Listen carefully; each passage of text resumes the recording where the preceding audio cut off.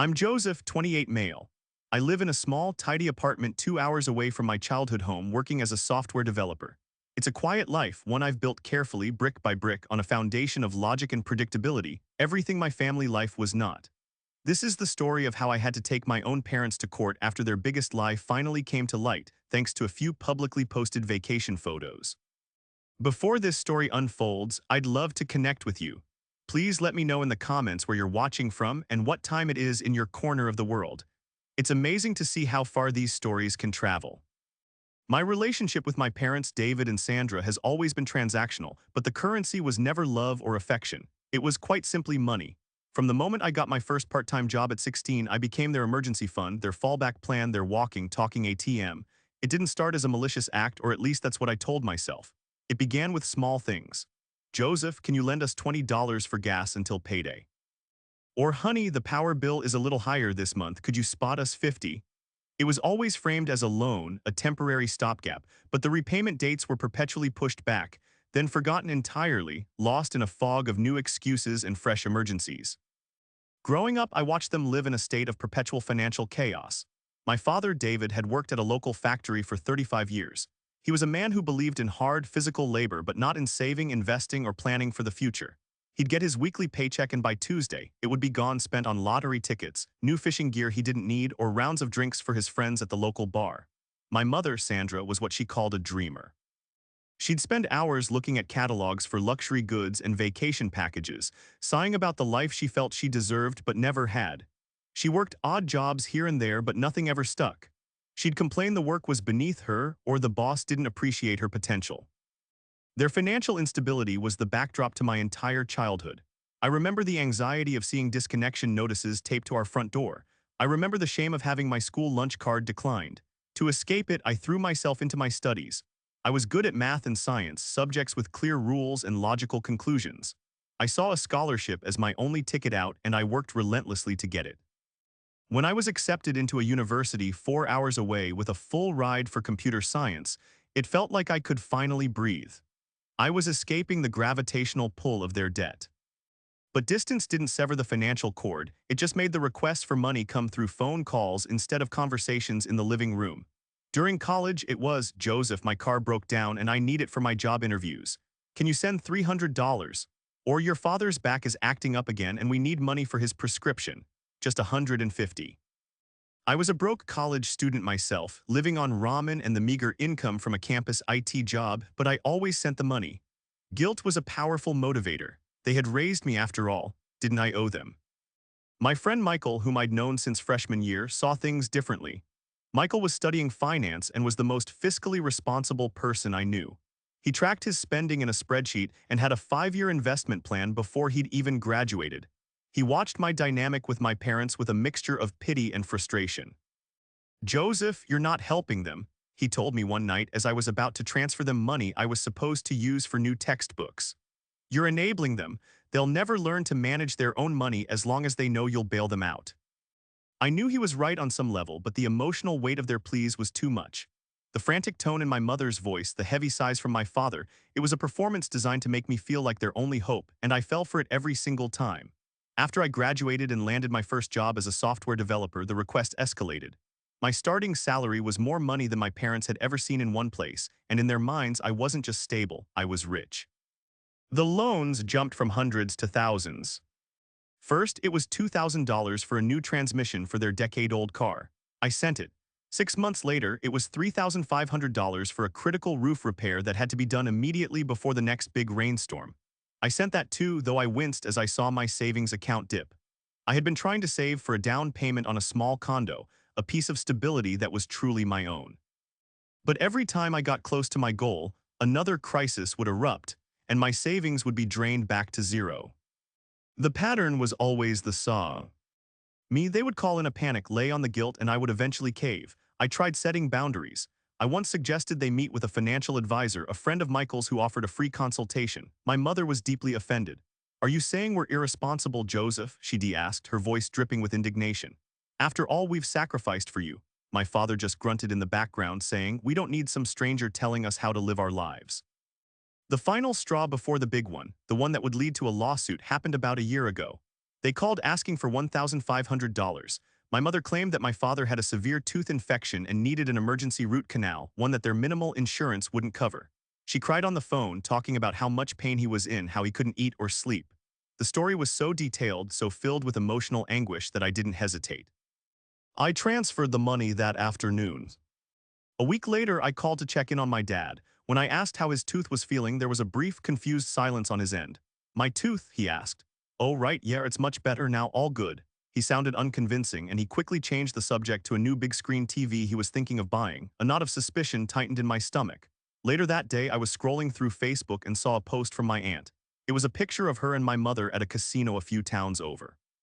The timestamp on the photo was from 2 days after I had sent them the dental emergency money. My mother was beaming, holding a bucket of coins in front of a slot machine. I felt a cold, sick feeling wash over me. It wasn't just about the money anymore. It was the casual, effortless nature of the lie. It was the complete disregard for me as a person. I was not their son. I was a resource to be exploited. I didn't confront them about it. What was the point? They would just deny it, twist the story, and somehow make me the bad guy for not trusting them. Instead, I just went quiet. I stopped answering their calls as frequently and gave non-committal answers when they hinted at new financial troubles. I thought that by creating distance, I could protect myself. But I was wrong. I was only giving them time to plan their biggest, most audacious lie yet. For about 6 months, things were quiet, deceptively quiet. My parents seemed to have gotten the message that my financial well was running dry, or at least that I was becoming more hesitant to open it. Our phone calls became shorter, less frequent. They were filled with small talk about the weather and their health, but no direct requests for money. I started to relax, foolishly believing that perhaps they had finally understood the need for boundaries. I even managed to build my savings back up, and the dream of owning my own condo began to feel tangible again. I had just crossed the $10,000 mark in my down payment fund, a milestone that felt monumental. Then came the phone call that changed everything. It was a Tuesday evening. I had just gotten home from work and was heating up some leftover pasta. My phone rang, and it was my mother. Her name flashing on the screen sent a familiar jolt of anxiety through me, but I answered, steeling myself for whatever was coming. Joseph, her voice was a choked whisper, thick with a level of panic I had never heard before. It wasn't her usual theatrical, guilt-inducing tone. This sounded real. Joseph, something terrible has happened. I immediately sat down, my appetite vanishing. What is it, Mom? What's wrong? It's your father, she sobbed. He had a fall, a bad one. He was on a ladder cleaning the gutters and he fell. She broke down into a series of gut-wrenching sobs. I could hear my father moaning weakly in the background, a sound that seemed perfectly timed to amplify the drama. My heart pounded in my chest. Despite everything, they were still my parents. The thought of my dad, a man who had always been physically strong, lying hurt and helpless was terrifying. Is he okay? Did you call an ambulance? We're at the emergency room now, she said, her voice trembling. His leg is broken in 3 places. The doctor said it's a complex fracture. He needs surgery, Joseph, an emergency surgery. Okay, I said, trying to keep my own voice steady. What does the doctor say? Is insurance covering it? This was the moment the trap was sprung. That's the problem, she whispered, as if she were afraid of being overheard. His old insurance from the factory lapsed when he retired. We have a new plan, but the deductible is astronomical. They're saying we have to pay $5,000 up front before they'll even schedule the surgery. $5,000. Where are we supposed to get that kind of money? The number hung in the air, $5,000. It was a significant amount, large enough to be a genuine crisis, but not so large as to be unbelievable. It was also, I realized with a sinking feeling, an amount they probably knew I had. In a moment of weakness a few months prior, I had mentioned to my mother how proud I was of finally saving up a decent nest egg. I had been excited, wanting to share my progress. Now I saw that I had just been painting a target on my back. They won't do the surgery without the money? I asked, a sliver of my old skepticism fighting through the panic. No, she cried. They said it's policy. They need the copayment immediately. He's in so much pain, Joseph. I can't stand to see him like this. He keeps asking for you. The emotional blackmail was masterful. She had combined a legitimate-sounding medical crisis with a high-stakes ticking clock and a direct appeal to my love for my father. The background moans, her panicked sobs, the specific medical details, it was a perfectly constructed narrative. Against my better judgment, I pushed my doubts aside. What if this was real? What if my father was genuinely suffering because I was too cynical to help? The guilt would be unbearable. If I was wrong, I would never forgive myself. But if they were lying, the thought was too monstrous to fully comprehend. I don't know, Mom, I stammered, thinking of my condo fund. That's almost everything I have saved. I know, honey, I know, she said, her voice softening into a tone of gentle manipulation. And I hate to ask, we would never ask if it wasn't a true life-or-death emergency. We'll pay you back, I swear it, every single penny. As soon as your father is back on his feet, we'll set up a payment plan. Please, Joseph, you're our only hope. My friend Michael's warnings echoed in my head. You're not helping them, you're enabling them. But his voice was drowned out by the sound of my mother's desperate pleas. The image she painted was too vivid, my father in a hospital bed, his leg shattered, waiting for a surgery that wouldn't happen unless I stepped in. I caved, the weight of potential guilt was too heavy to bear. Okay, I said, my voice barely a whisper. Okay, Mom, I'll send it. Give me the hospital's payment information. There was a brief pause and then she said, oh, they said it's easier if it goes through us. The hospital's billing system is so complicated. They said to just have the funds transferred to our account and I can pay them directly with my debit card right here. It'll be faster that way. This should have been a massive red flag. A hospital would almost certainly have a direct payment portal. But in my panic state, my critical thinking had been short-circuited. I was so focused on the image of my father's pain that the logistical details seemed secondary. I just wanted the problem to go away. All right, I said, sighing in defeat. I'm logging into my bank account now, I'll transfer it. Oh, thank you, Joseph, she exclaimed, the relief in her voice so thick it was almost palpable. You're a wonderful son, you've saved your father, we love you so much. The transfer went through in seconds. $5,000, the fruit of nearly 2 years of disciplined saving, vanished from my account and appeared in theirs. I felt a profound sense of emptiness as I stared at the screen. I had just set my own financial goals back to square one, but I told myself it was for my father. It was the right thing to do. After hanging up, I felt a strange mix of relief and dread. Relief that I had done my duty as a son, and dread that I had just been played for the biggest fool in the world. I spent the rest of the night unable to sleep, staring at the ceiling and praying that, for once, their crisis was real. In the days following the transfer, a strange and unsettling silence fell. I expected frantic updates from the hospital, a call from my dad after his supposed surgery, or at the very least, a text from my mom letting me know everything went well. I got nothing. I called my mother the next afternoon. She answered, sounding surprisingly calm and cheerful. Oh, hi, sweetie, she said, as if we hadn't just been through a major medical drama. Mom, how's Dad? I asked, confused by her tone. Did the surgery go okay? How is he feeling? There was a slight hesitation. Oh yes, he's fine. The doctors are wonderful. He's resting now. Very tired, but the surgery was a complete success. Can I talk to him? He's sleeping, she said quickly. The medication makes him very drowsy. I'll have him call you as soon as he's feeling a bit more up to it. Don't you worry about a thing. You saved the day, Joseph. It felt off, her story was plausible, but her delivery was too smooth, too practiced. Over the next week, I tried calling several more times. Each time I was met with a new excuse. He was in physical therapy, he was with the doctor, he was napping. I never once spoke to my father. My mother assured me he was recovering beautifully and that they were both so grateful for my help. They promise. To start paying me back as soon as the medical bills were sorted out. The suspicion that had been a small knot in my stomach was now a cold, heavy stone. Something was deeply wrong. My anxiety grew with each passing day. I couldn't focus at work. My code was sloppy and I kept rereading the same lines, my mind elsewhere. I felt like I was on the verge of a terrible discovery, standing at the edge of a cliff in the dark. The discovery came, as it so often does in the modern world, through social media. It was a Saturday morning, about 10 days after I'd sent the money. I was mindlessly scrolling through Facebook, trying to distract myself, when a new post from a distant cousin of mine popped up in my feed. She had tagged my mother, Sandra Carter, in an album of photos. The album was titled, Fun Times on the Royal Caribbean Cruise. My blood ran cold. I clicked on the album. The first photo was a group shot. There, standing on the deck of a massive cruise ship with turquoise water sparkling behind them, were my parents. My father, David, was wearing a Hawaiian shirt and khaki shorts, a wide, carefree grin on his face. He was holding a tropical drink with a little umbrella in it. He was not in a hospital bed. He was not recovering from a complex leg fracture.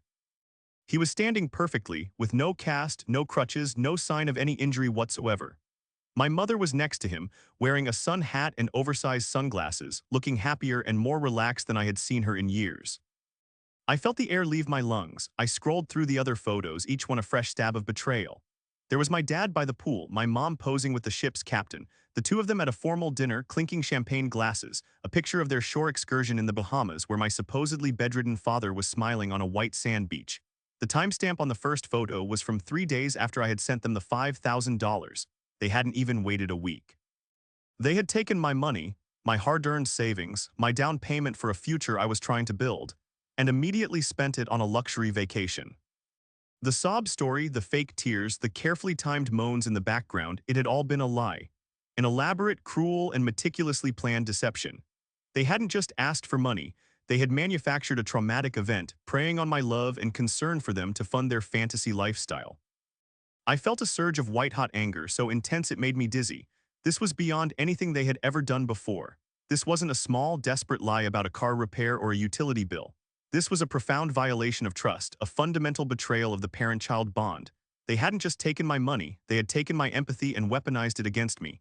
They had used my love for them as a tool to get what they wanted. I stood up and started pacing my small apartment, my hands shaking. I wanted to scream. I wanted to call them and unleash a torrent of rage, but I knew it would be useless. They would deny it. They would claim the photos were old or that the cruise was a surprise gift from a long-lost friend or some other ridiculous, easily disproven lie. They would twist the narrative until I was the villain, the ungrateful son who didn't trust his own loving parents. As I paced, my anger began to cool, replaced by something harder and clearer: resolve. They were not going to get away with this, not this time. My enabling had ended the moment I saw that picture. They had finally crossed a line from which there was no coming back. I sat back down at my computer, my hands no longer shaking. I methodically went through the photo album. I right-clicked on every single picture of my parents on that cruise. I saved each one to a folder on my desktop that I labeled Evidence. I took screenshots of the album itself, making sure the date of the post was clearly visible. I documented everything. The photos, the dates, the comments from friends and family saying, "So glad you two are finally treating yourselves." They had been so arrogant, so confident in my gullibility that they hadn't even thought to hide their tracks. Their lie was exposed for the world to see, posted publicly for anyone who cared to look. They had handed me the very proof I needed to hold them accountable. This was no longer a family matter to be solved with angry phone calls and empty promises. This was a matter of fraud, and I decided right then and there that I was going to take them to court. The decision to sue my own parents felt like crossing a personal Rubicon. It was a step so drastic, so contrary to the core tenets of family loyalty, that it felt like I was severing a part of myself. But the betrayal was too deep, the deception too calculated to be ignored. This wasn't about the money anymore, not really. It was about the principle. It was about drawing a final, unbreakable line in the sand. The first person I called was my Fr. And Michael. I explained the whole situation, from the panicked phone call to the Facebook photos. I half expected him to say, "I told you so," but he didn't. He just listened patiently, and when I was done, his voice was firm and supportive. "Joseph, I am so sorry this happened to you," he said. "But honestly, I'm glad you've finally seen them for who they are. What they did is straight-up fraud. You have every right to take legal action." "I'm going to," I confirmed, the words feeling more real as I said them aloud. "I'm thinking of small claims court. I can't afford a big, expensive lawyer, but this seems pretty straightforward." "That's exactly the right move," Michael said. He was a financial advisor, not a lawyer, but his line of work often intersected with legal matters like debt and contracts.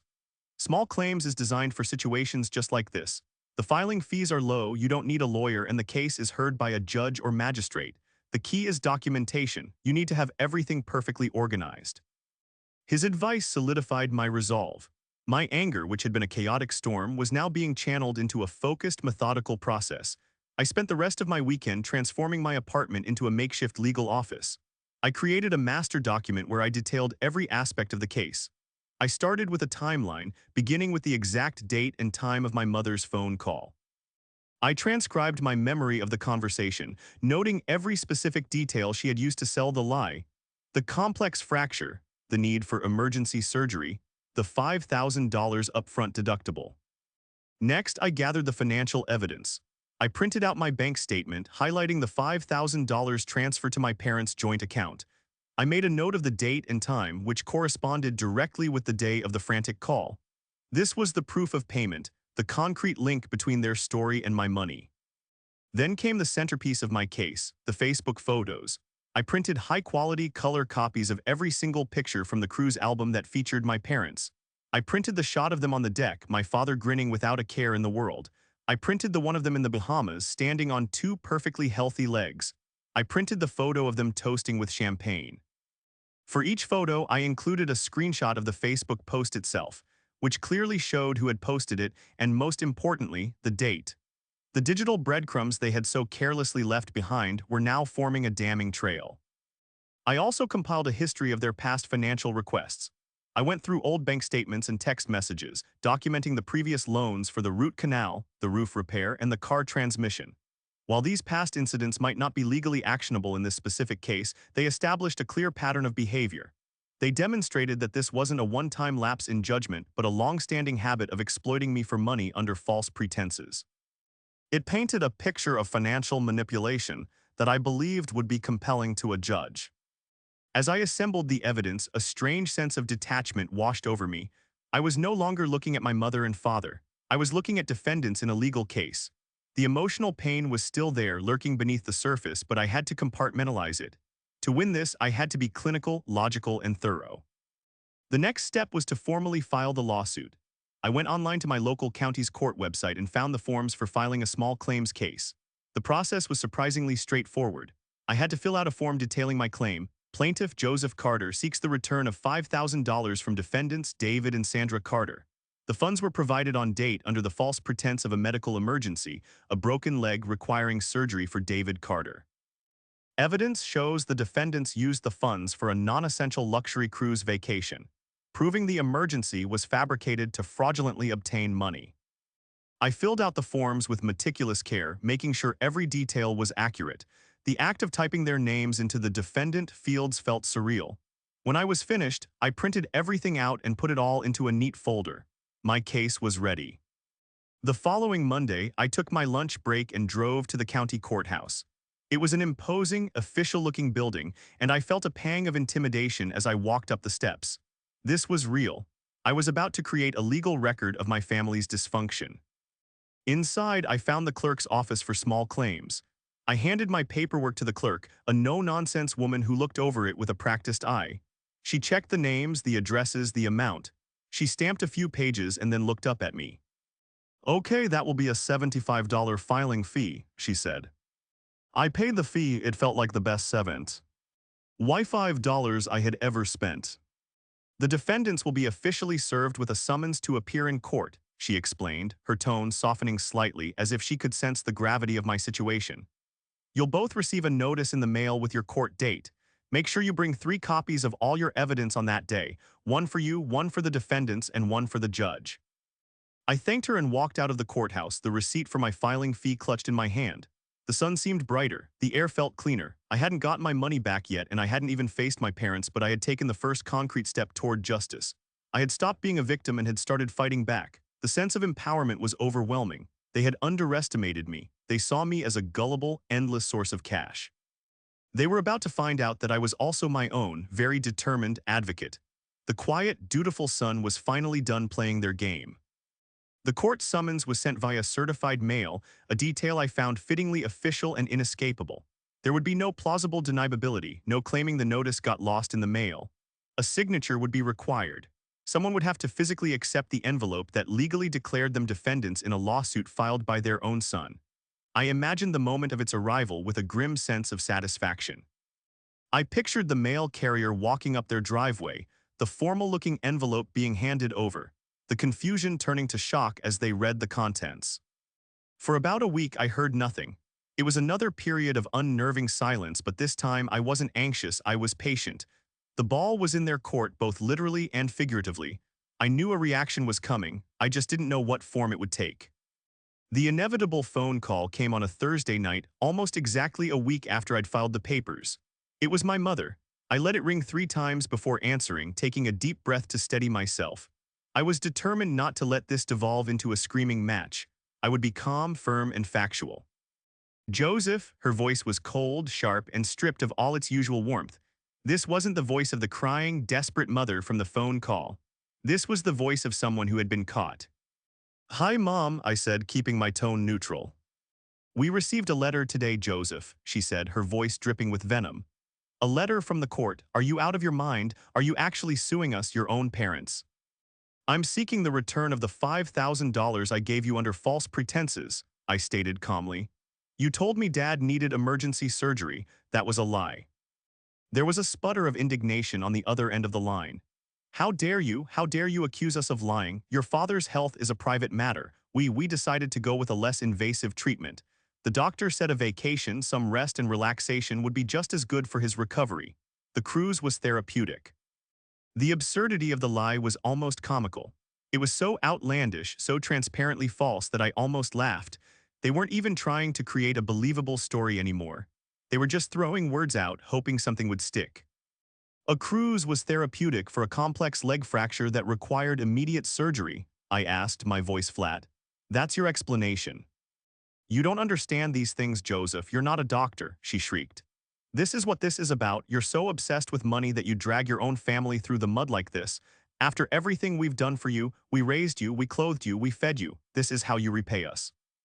It was their classic move, when caught in a lie, pivot to guilt. Reframe the narrative so I was the ungrateful child, the villain of the story, but it didn't work anymore.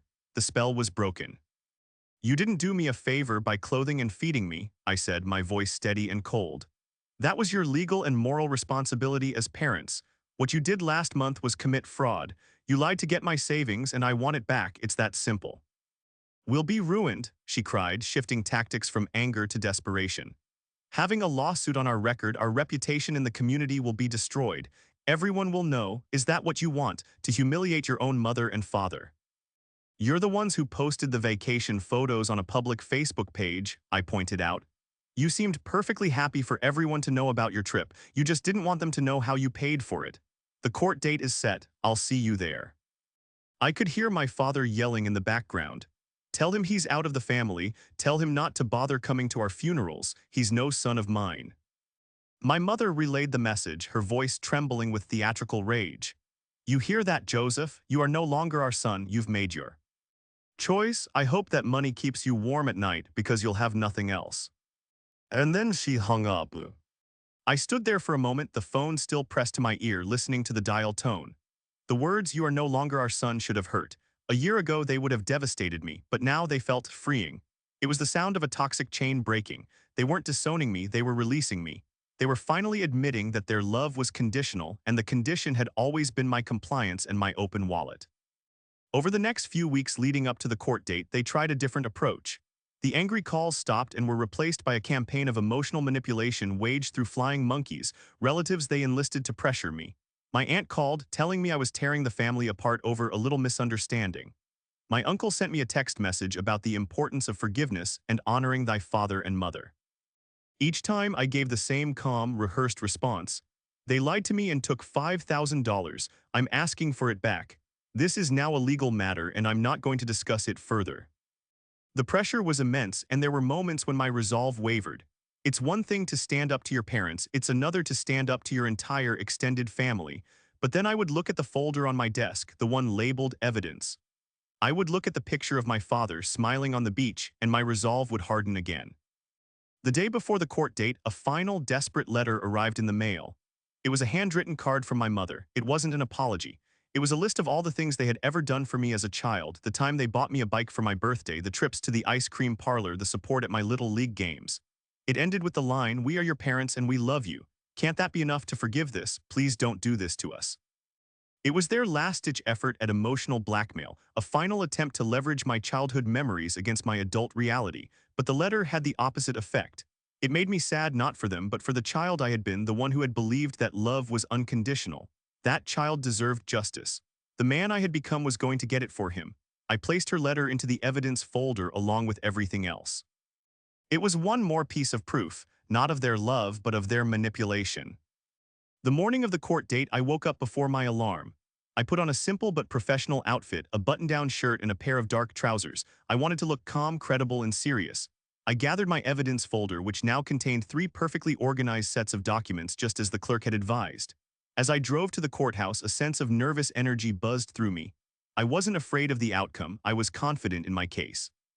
I was anxious about the confrontation itself, the act of facing my parents in such a sterile and public forum. I arrived early and found the designated courtroom. Small Claims Court was far less intimidating than I had imagined. It was a small room with a few rows of benches and a simple desk for the judge. A handful of other people were there for their own cases, looking equally nervous. I sat down in the front row and reviewed my notes one last time. A few minutes later, my parents walked in. It was the first time I had seen them in person in nearly 8 months. They looked older, more tired than I remembered. My mother had dark circles under her eyes, and my father's usual bluster seemed to have deflated, leaving him looking stooped and weary. They were dressed in their Sunday best, an obvious attempt to project an image of respectable, wronged elders. My mother saw me immediately. Her eyes, which used to look at me with what I had mistaken for affection, were now filled with a cold, hard resentment. She shot me a look of pure hatred, then turned her head away pointedly, as if the sight of me was physically painful. My father refused to look at me at all. He just stared straight ahead at the judge's empty desk, his jaw clenched. They sat on the opposite side of the aisle, creating a stark physical representation of the chasm that now existed between us. The air in the room was thick with tension. We sat in silence for what felt like an eternity, waiting for the judge to arrive. Just when I thought the silence would be the only prelude to the hearing, my mother stood up and walked over to me. She leaned down, her face close to mine, and her voice was a low, venomous whisper that no one else could hear. "You have one last chance to stop this, Joseph," she hissed. "Walk out of this courtroom right now. We can go home and pretend this nightmare never happened. If you don't, you will regret it for the rest of your life. We will make sure every single person in this family knows what a greedy, heartless monster you are." It was a final, desperate threat, a last-ditch effort to intimidate me into submission. But I just looked up at her, my expression unmoving. "The time for pretending is over, Mom," I said, my voice quiet but firm. "We're here because you lied. Sit down. The judge will be here any minute." Her face contorted in a mask of fury. For a second, I thought she might actually strike me, but just then the bailiff called out, "All rise," and the judge, a composed woman in her 50s with sharp, intelligent eyes, entered the room and took her seat. My mother scurried back to her bench, her face flushed with anger. The showdown was over. The hearing was about to begin. "The judge called our case, Carter versus Carter." She looked at the file, then at me and then at my parents. "This appears to be a family matter. Are we all ready to proceed?" We all nodded. "Mr. Carter, the plaintiff, you may begin," she said, looking at me. I stood up, my heart pounding, but my voice came out clear and steady. I walked the judge through the entire story, starting with the frantic phone call. I presented my timeline, my bank statement, and my transcription of the conversation. I kept my testimony factual and emotionless, sticking to the what, when, and where. "And what made you believe this was a fabrication?" the judge asked. This was my moment. "This, Your Honor," I said, and I handed a set of the Facebook photos to the bailiff, who then passed them up to the judge. "These are photographs posted publicly on Facebook of my parents on a Royal Caribbean cruise. The first photos were posted 3 days after I transferred them the $5,000 for what I was told was an emergency leg surgery." The judge put on her glasses and examined the photos one by one. She looked at the picture of my dad on the beach, then at my dad sitting in the courtroom. She looked at the picture of them toasting with champagne. A flicker of something, disbelief, annoyance, crossed her face. She then passed a copy of the evidence to my parents. My mother glanced at them and pushed them away as if they were contaminated. My father didn't even look. "Mr. and Mrs. Carter," the judge said, her tone now sharp and impatient. "How do you respond to this?" My mother stood up, clutching a handkerchief in her hand. She began to cry, the same theatrical sobs she had used on the phone with me. "Your Honor, he's twisting everything. My son, he has always been difficult. He resents us. We were going through a terrible health scare with my husband. The money was for medical bills, but we received an unexpected inheritance from a long-lost aunt right after he sent it. It was a miracle. We decided to use the inheritance for the cruise as a way to celebrate my husband's recovery. The $5,000 from Joseph is sitting in a savings account, waiting to be returned to him. We were just waiting for the right time." The lie was so audacious, so insultingly flimsy, that the judge's eyebrows shot up. "An unexpected inheritance?" the judge asked, her voice laced with skepticism. "Do you have any documentation of this inheritance, a letter from an estate lawyer, a bank statement showing the deposit?" My mother faltered. "Well, no, it was a cash inheritance. My aunt was very old-fashioned." The judge stared at her, her expression unreadable. "I see. And you have a savings account statement showing that Mr. Carter's $5,000 remains untouched." I didn't bring it with me today," my mother stammered. "I didn't think I would need it." The judge leaned back in her chair and steepled her fingers, looking from my mother to my father, who still hadn't said a word. The silence in the courtroom was absolute. The flimsy web of lies my mother had just spun was dissolving under the bright, unforgiving light of judicial scrutiny. My parents had relied on emotional manipulation their whole lives, but that didn't work here. In a court of law, only facts and evidence mattered, and they had none. The judge let my mother's final, desperate lie hang in the air for a long moment. The silence was deafening, amplifying the absurdity of her claim about a cash inheritance and a forgotten bank statement. My mother visibly wilted under the judge's steady, unimpressed gaze. She looked to my father for support, but he continued to stare blankly ahead, a statue of impotent rage. He knew, as she must have, that the game was up. Finally, the judge broke the silence. She turned her attention away from my mother and spoke directly to me. "Plaintiff," she said, using my formal title, "you provided the funds based on a specific stated emergency. Is that correct?" "Yes, Your Honor," I replied. "The money was explicitly for my father's emergency leg surgery." "And you have provided clear evidence that not only did this surgery not take place, but the defendants immediately embarked on a luxury vacation," she continued. Viewed more as a statement than a question, she glanced at the photos on her desk again. "A vacation on which the defendant, Mr. David Carter, appears to be in excellent physical health." She then turned her gaze back to my parents. Her voice was cold and sharp, devoid of any sympathy. "Mr. and Mrs. Carter, I have been on this bench for 15 years. I have heard every excuse, every sob story, and every convoluted lie imaginable. What you have presented here today is among the most transparently false and frankly insulting defenses I have ever had the displeasure of hearing." My mother let out a small gasp. My father flinched as if he'd been struck. The judge wasn't finished. "You took advantage of your son's love and sense of duty. You concocted a cruel story about a medical crisis to swindle $5,000 from him. You then used his hard-earned savings to fund your leisure, while he was left believing his father was seriously injured. The act itself is a clear case of fraudulent misrepresentation. But to do this to your own child is, on a personal level, reprehensible." She paused, letting her words sink in. The weight of her judgment filled the small courtroom. "Therefore," she announced, her voice ringing with finality, "I am ruling in favor of the plaintiff. Judgment is awarded to Joseph Carter in the full amount of $5,000 plus the $75 court filing fee." She banged her gavel lightly on the desk. "The defendants will have 30 days from today to pay the full amount of $5,075.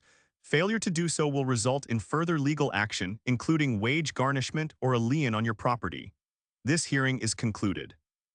It was over just like that. I had won. A wave of profound relief washed over me, so intense it almost made my knees weak. It wasn't a feeling of triumph or joy, but of quiet, solemn vindication. The truth had prevailed. As the judge left the room, my parents remained frozen in their seats, stunned into silence. The reality of their public humiliation and legal defeat seemed to be crashing down on them. I stood up, gathered my papers, and walked toward the exit without looking at them. But my mother's voice, now a broken, desperate whisper, stopped me at the door. "Joseph." I turned around. Her face was pale, her eyes wide with a mixture of disbelief and a flicker of something new, fear. "How could you do this to us?" she asked, her voice trembling, "to your own family?" I looked at her, and for the first time I felt nothing but a deep and abiding pity. Not for their financial situation, but for the moral emptiness that had led them to this place. "You are the ones who did this," I said, my voice soft but unyielding. "Family doesn't do what you did to me. You made your choice when you bought those cruise tickets. This is just the consequence." I turned and walked out of the courtroom, leaving them behind. I didn't look back. The drive home was quiet. I didn't play any music. I just listened to the sound of the engine, my mind replaying the events of the day. The weight that I had been carrying on my shoulders for years, the constant anxiety, the guilt, the resentment, felt like it was finally beginning to lift. Exactly 29 days later, a cashier's check for $5,075 arrived in my mailbox. There was no note, no card, no apology, just the check, a cold and impersonal settlement of their debt. I deposited it into my bank account, and just like that, my condo fund was restored. I have not spoken to my parents since that day in court. I've heard through the family grapevine that they told everyone I had sued them out of pure greed and that the judge was biased against them. Some relatives believed them and have cut ties with me. Others, who had their own suspicions about my parents' financial dealings over the years, reached out privately to offer their support. The family is fractured, perhaps permanently, but I've come to realize that it was broken long before I ever filed that lawsuit. I just held up a mirror to the cracks that were already there. Sometimes, late at night, I feel a pang of sadness for the relationship I wish I'd had with my parents. But then I remember the freedom that came with breaking free from their toxic cycle. A few months ago, I finally put a down payment on a small condo in a quiet neighborhood. It's mine, I earned it, and no one can take it away from me. Standing in my own living room, I know that suing my parents was the hardest and best decision I ever made. It cost me a family, but it gave me back my future.